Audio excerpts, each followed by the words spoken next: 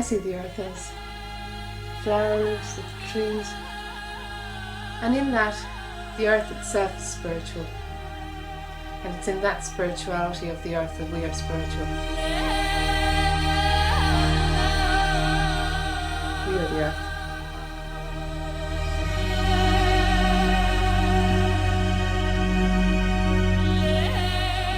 Like all spiritual realities, I suppose, it is a relationship that's very difficult to articulate. Not because it isn't there, but more because it is all that there is. I think we're talking here about feelings of belonging, feelings of being a part of something, feelings of having our own ground under our feet, ground on which we can stand and be. And if that's not spiritual, I don't know what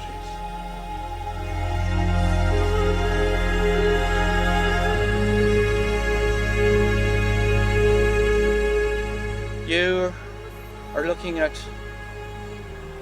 landscape with features from the 20th century, certainly with many features from the 19th century and from pre-famine times and late medieval times. Strip away one layer after the other and finally you come to the base layer, which was the layer laid down by the Neolithic Stone Age people back about 5,000 years ago when they first came here and started laying down their field systems and started building their homesteads.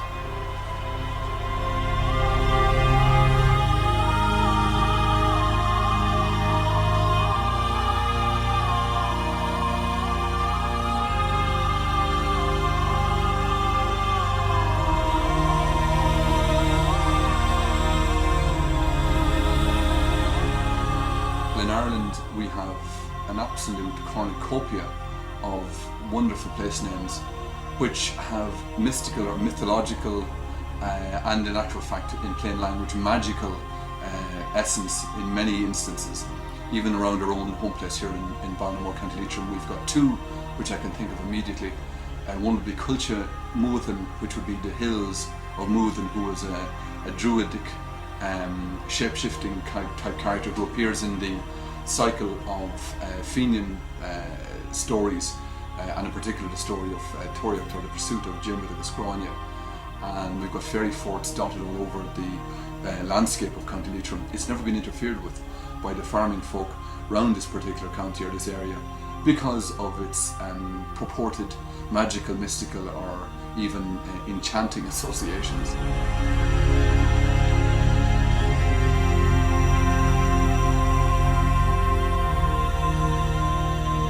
That whole feeling of everybody having time for one another attracted me most to this county. Just being laid back, being in touch with the land, the person that you'd meet on the road. We chat about the fields around us, the lakes around, the feeling of the wind going through the trees. Simple talk.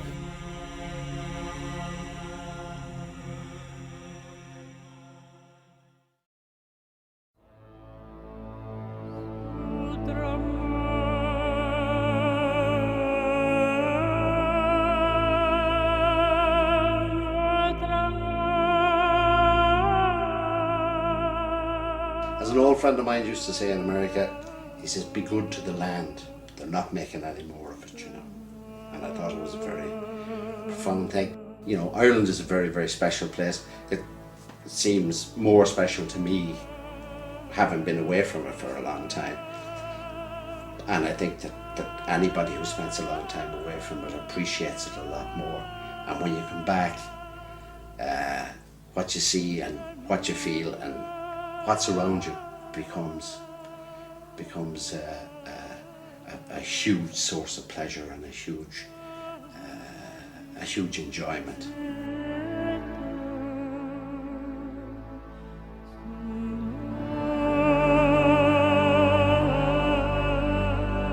The people in the small townlands and on the small holdings, people like the O'Neills in Gobadurish, the Higginses in Cloncoose, the Reynoldses of Townymore, all the little townlands where the names were familiar, they're still there. It was the land that held them, because the pull was there, that magnetic pull of the land that can't be explained, it can't be hurt and it can't be broken.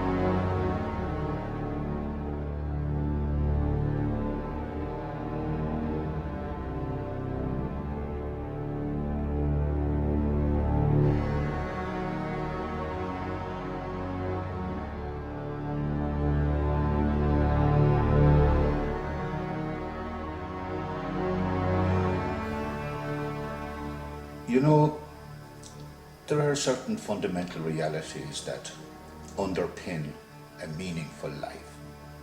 You could name these: family, love, work. But arguably the most important one is our relationship with the earth, the piece of earth under our feet, our own ground. The earth onto which we are born, the earth which sustains us in our life, and the earth to which we return.